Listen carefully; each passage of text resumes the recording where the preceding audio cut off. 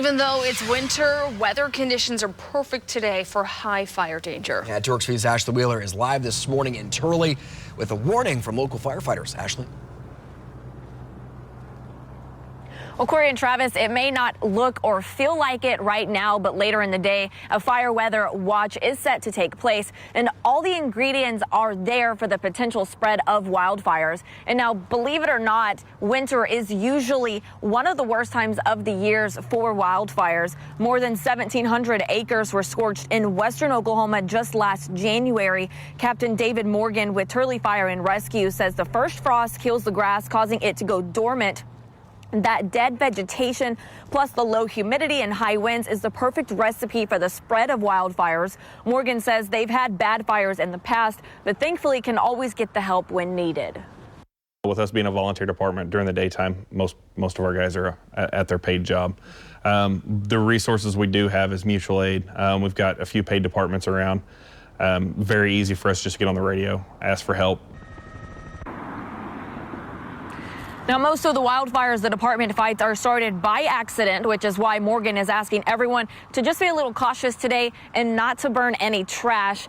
Now, again, there is still somewhat high humidity right now, so the chances of a wildfire starting this morning are very, very low. However, that can change later in the day very, very quickly. Reporting live in Turley, Ashley Wheeler, 2 Works for You.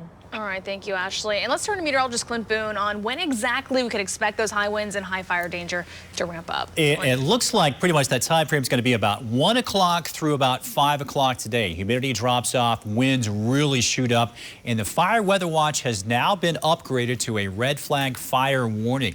So Tulsa County, heading up through Washington County, Nowata County, Rogers, Osage, Pawnee, Creek, Payne County, even across portions of southwest Missouri.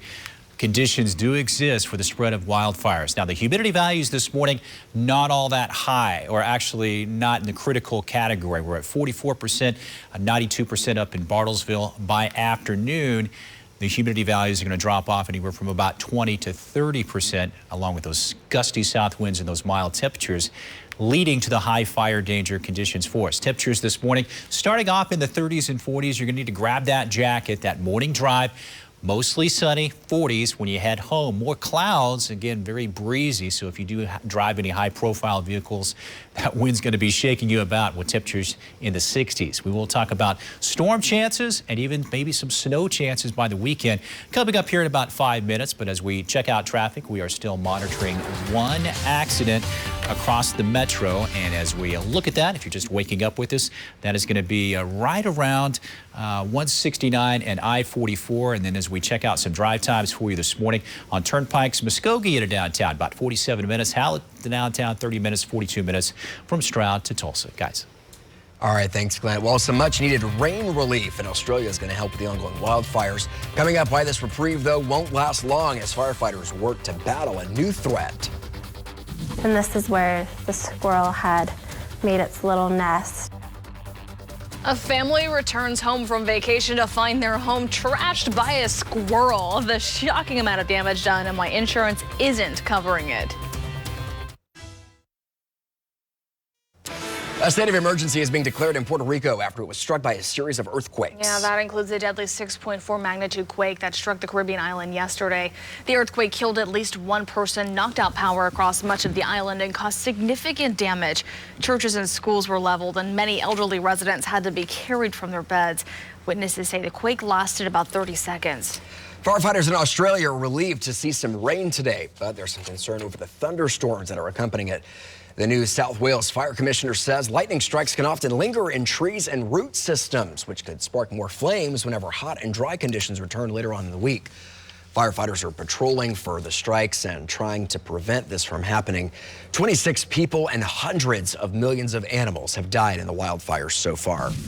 And crafters across the world are coming together to help the animals impacted by the Australian wildfires. The Animal Rescue Craft Guild has put out a call for protective pouches, blankets, knitted vests, as well as dog and neonatal kitten sweaters. Jill Arnoldy is one of those crafters, and she's from Minnesota, who's sewing pouches for animals in rehabilitation. Since putting out the call for help on her Facebook page, she's already heard from more than 100 people. A Georgia family recently returned from vacation only to find their home was trashed by a squirrel. The family says the alarms to their Atlanta home started going off while they were gone for a week over Christmas, so they called police to go check it out. But the officers weren't able to find anything wrong, so when the couple came back from vacation, they found wood chippings all around the floor, along with chewed up baseboards and windows, and even managed to turn on the hot water in the kitchen sink for several days. You can see footprints and soot all over. It goes behind this mirror. There's droppings all along the mantle. Oh, the homeowners say that their home insurance won't even cover the damages because a squirrel is a rodent and not a vermin. Oh, the luck of those people. That is devastating. A sweet little cute squirrel does all that damage. And then there's nothing you can do about it. But I would almost be honored if the squirrel chose my house. Kind of. To do that? I mean, leave droppings clean up that and mess? Yeah, no. It picked me for a reason. I don't know. And it turned on the water. I want to know how it turned on the water. I know, it turned on the hot water. God, that's insane. Poor people, man. Would have loved to see some cameras. I know. Why didn't they have cameras? I know, like those Ring doorbell or the cameras inside Nest. Oh, it's been great. Okay, lessons and make sure all your doors are closed if you're going on vacation. Guess so. Never know when a squirrel might pop in. Yeah, how did it get in? I don't know. I know, through the attic. I'm not sure. All sorts of questions we can ask about that story. Okay, talking about our weather, lot to cover over the next several days. In fact, as we take a look at the surface map, still relatively calm today. Again, the winds are going to be picking up out of the south, and then a strong storm system will be moving in out of the Pacific Northwest, affecting our weather by late tomorrow and into our Thursday and especially into our Friday. But we've got a weak stationary front up to our north, high pressure off to our southeast, and we're going to be seeing again gusty south winds leading to that high fire danger today. Windy tomorrow, more moisture, so the fire danger goes down. Could even see a few isolated showers or drizzle. Severe weather chances for part of the area heading into Friday afternoon, and again much colder Saturday. Jury's still out on just exactly how much snow may fall across the area. We are cool this morning, 42. South winds around 10. Wind chill up 36. Look at these highs. Again, well above normal. Normal should be about 47. Temperatures going to be in the low 60s with some increasing mid to high level clouds throughout the day. Heading into the evening hours, remaining breezy, light jacket, windbreaker needed tonight. Temperatures are going to be relatively mild in the 50s for us. And as we head into your Thursday morning, jacket weather and even a little bit of patchy drizzle or a few isolated showers possible. And then later on in the day, the computer models showing maybe some isolated thunderstorms across portions of far eastern Oklahoma. Not really expecting anything in the way of a severe weather for tomorrow, but that could change as we head into our Friday.